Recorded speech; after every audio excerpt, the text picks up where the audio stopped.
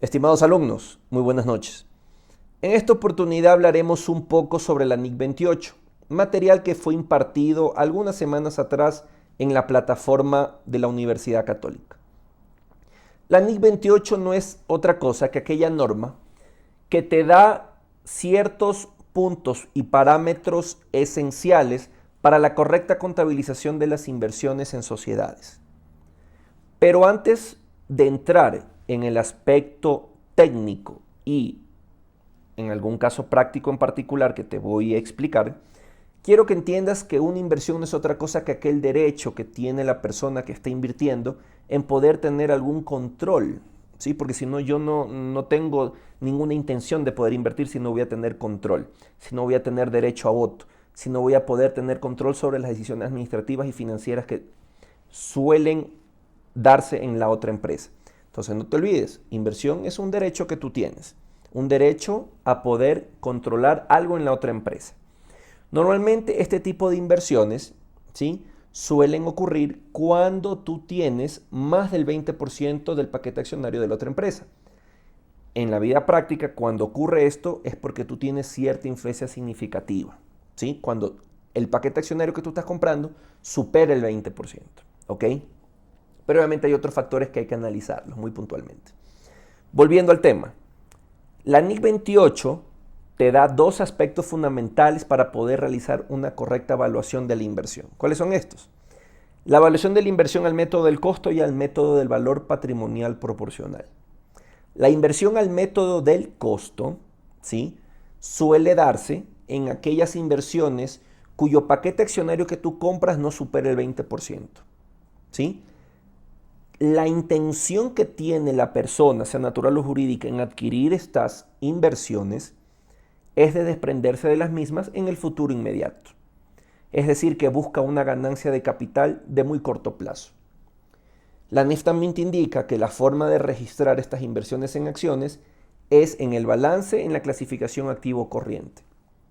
Ahora bien, pongamos un pequeño ejemplo. Estás realizando una inversión de $10,000, es decir, 10,000 acciones a $1 cada acción en la Cervecería Nacional. Y esto no constituye ninguna influencia significativa en la toma de decisiones de la Cervecería Nacional. Por lo tanto, el paquete accionario que estás comprando no supera el 20%. Con estas premisas, ¿qué método de evaluación de acciones utilizarías?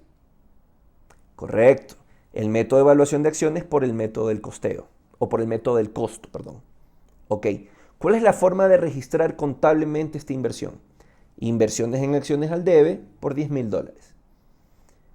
Con $10,000 al haber, que podemos utilizar la cuenta de bancos si es que pagas en efectivo o por transferencia bancaria. Correcto. Ahora bien, estas inversiones en acciones normalmente siempre dice la norma que tienen que ser ajustadas año a año. ¿Ok?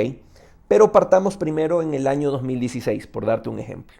Tú la compraste al 1 de enero del 2016 a $10,000, tienes tu asiento contable en enero. Al cierre del ejercicio fiscal en diciembre, tú esta cuenta de inversiones en acciones tienes que ajustarla. Pero ¿cuál va a ser el eje fundamental en el cual tú vas a comparar si tienes o no que ajustar? Tú estas acciones las compraste en la bolsa de valores. Por lo tanto, la bolsa de valores tiene que emitir un reporte, un boletín, donde te indique que el precio de la acción subió o no subió. Usualmente, de manera práctica, siempre utilizamos tres formas de expresarnos sobre las fluctuaciones que tiene la inversión o que tiene la acción. Acción bajo la par, acción a la par o acción sobre la par.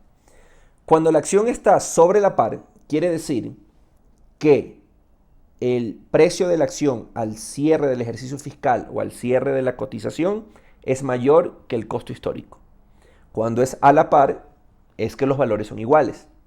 Y cuando es bajo la par, quiere decir que el costo histórico es mayor que el precio de cotización al cierre del ejercicio fiscal. ¿Correcto? No te olvides de esos tres conceptos fundamentales. Ahora volvamos. Te voy a poner un ejemplo muy práctico. Al cierre del ejercicio fiscal, el reporte del boletín de la bolsa de valores dice que tu acción ahora vale $2. Por lo tanto, si compraste 10,000 acciones a $2, ¿cuánto tienes? $20,000. Por lo tanto, estará bajo la par, sobre la par o a la par. Correcto. Esta inversión está sobre la par. Tú tienes $10,000 de ganancias de capital y por lo tanto tienes que hacer un ajuste en tu estado financiero sobre estos $10,000 de ganancia de capital que tienes. Entonces tienes que hacer un asiento débito inversiones en acciones por $10,000 con crédito a ganancia extraordinaria en inversión en acciones. ¿Por cuánto? Por $10,000. De esta manera tú estás ajustando tu inversión en acciones que utilizaste el método del costo, ¿sí? Para registrarla al cierre de la cotización de la acción sobre la par. Cuando es a la par, no tienes que hacer ningún tipo de ajuste al cierre del ejercicio fiscal. Cuando es bajo la par, suponiendo que el cierre del boletín de la bolsa de valores te dice que el precio de la acción fue 50 centavos. Por lo tanto, 10,000 acciones a 50 centavos, ¿cuánto es? $5,000. Por lo tanto, entre el costo histórico de 10,000 y los $5,000 que ahora tienes como cierre del precio de la cotización de la acción, tú tienes una pérdida de $5,000, ¿correcto? Estos $5,000 tienes que castigarlos en tus pérdidas y ganancias. Gasto por pérdida en inversión en acciones, $5,000, ¿sí? Crédito, inversión en acciones. De esta manera hemos visto los tres aspectos fundamentales, ¿sí? Para poder valorar una acción bajo el método del costo. Hasta ahí estamos bien, alumnos. Si tienen alguna duda, no duden en escribirme al foro, por favor, que acabo de subir a la plataforma. Vamos al otro método que la NIC 28 también te establece para poder evaluar una acción. Es el método BPP, valor patrimonial proporcional. Este método siempre va a ser escogido cuando tú tienes una inversión en otra empresa que es igual o superior al 50% del paquete accionario de la misma, ¿sí? Cuando no es eso y está entre el 21 y el 49,99, ¿yo qué te sugiero? Que si vas a escoger el BPP, tengas evidencia razonable suficiente que la influencia significativa que va a tener el inversor sobre la compañía que está invirtiendo es realmente significativa, ¿sí? Que va a poder tomar decisiones, va a poder tener voz y voto en la junta directiva, ¿sí? Cuando tú tienes evidencia significativa de eso, yo te aconsejo que escojas el método del BPP. Si no, yo te aconsejo que valorices tu inversión en acción bajo el método del costo. Sigamos con el método del BPP. Siempre en los casos más prácticos en la vida real, BPP se escoge cuando tú tienes una inversión en acciones igual o superior al 50%, ¿correcto? Estamos bien hasta ahí. Vamos a ver un caso bien sencillo para que lo entiendas.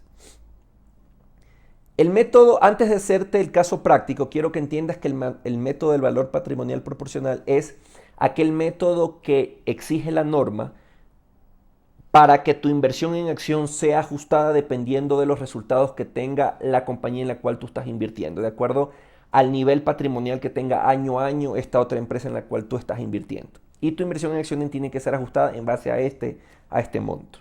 Ahora bien, veamos un pequeño caso práctico. Tú tienes una inversión en Cervecería Nacional otra vez. Vamos a hacer un poquito ilógico. Estás comprando el 50% del paquete accionario. Estás comprando en $100,000, un número irrisorio, pero vamos por el ejemplo práctico. $100,000. Estos $100,000 equivalen al 50% del paquete accionario de Cervecería Nacional. ¿Sí? $100,000 equivalen al 50% del paquete accionario. Entonces tú vas a registrar una inversión en acciones por $100,000, ¿sí? Contra bancos. No te olvides que la NIF te indica que cuando estás escogiendo un método de costeo o estás escogiendo un método de valorización de inversión bajo BPP, tienes que categorizar en el balance en otros activos o activos no corrientes. Inversión en acciones, colocas por $100,000 y un valor en el haber que puede ser bancos, el uso de la cuenta bancos, ¿sí? Y lo categorizas como otros activos o activos no corrientes. $100,000. No te olvides que esto equivale al 50% del paquete accionario de Cervecería Nacional. Y esto supongamos que ocurrió en enero del 2016. Al cierre del 2016, ¿sí? La compañía Cervecería Nacional arroja resultados positivos, ¿sí? Arroja que la compañía tuvo utilidades y un patrimonio total de $1.000.000, ¿ok? Ahora bien, de este $1.000.000, obviamente tú eres dueño de ¿cuánto? Del 50%, nada más. Por lo tanto, de ese $1.000.000, solamente tú eres dueño de $500.000. Por lo tanto, de esos $500.000, tu inversión en acciones en tus libros contables tiene que ser ajustada.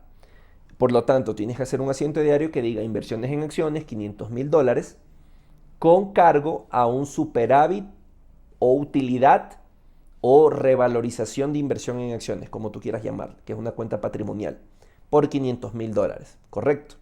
Entonces, esta inversión se va a venir ajustando periodo a periodo dependiendo de los resultados patrimoniales que arroje Cervecería Nacional, ¿sí?